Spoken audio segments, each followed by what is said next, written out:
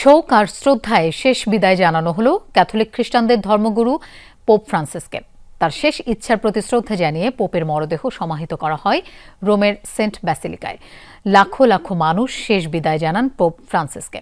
শেষকৃত্য অনুষ্ঠানে অংশ নেন মার্কিন প্রেসিডেন্ট ডোনাল্ড ট্রাম্প সহ বিভিন্ন দেশের রাষ্ট্র ও সরকার প্রধানরা। শেষকৃত্য অনুষ্ঠানে যোগ দেন প্রধান উপদেষ্টা ড. মোহাম্মদ ইউনূস।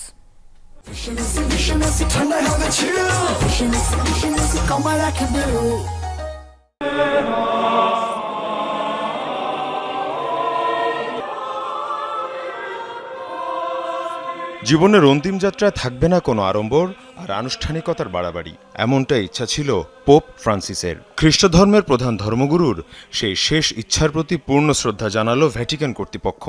সাধারণ কাঠের কফিনে করে হাজির করা হয় পোপ ফ্রান্সিসের মরদেহ।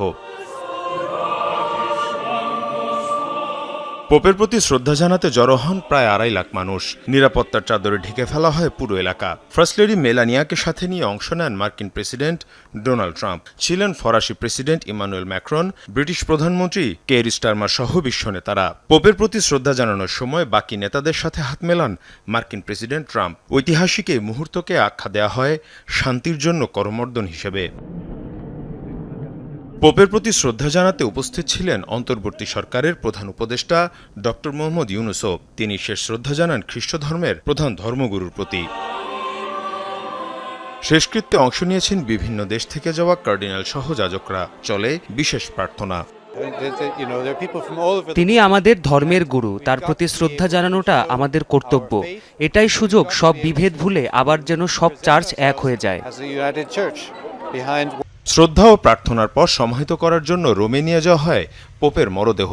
সেন্ট পিটার্স থেকে তার মরদেহ নেওয়া হয় ব্যাসিলিকা অব সেন্ট মেরিতে। এ সময় শবযাত্রায় অংশ নিয়ে শ্রদ্ধা জানায় লাখো লাখো মানুষ। সোমবার ভ্যাটিকান সিটিতে সকাল ৭টা ৩৫ মৃত্যু হয় ক্যাথলিক খ্রিস্টানদের প্রধান ধর্মগুরু পোপ ফ্রান্সিসের। মীর মুশফিকা হাসান, যমুনা নিউজ।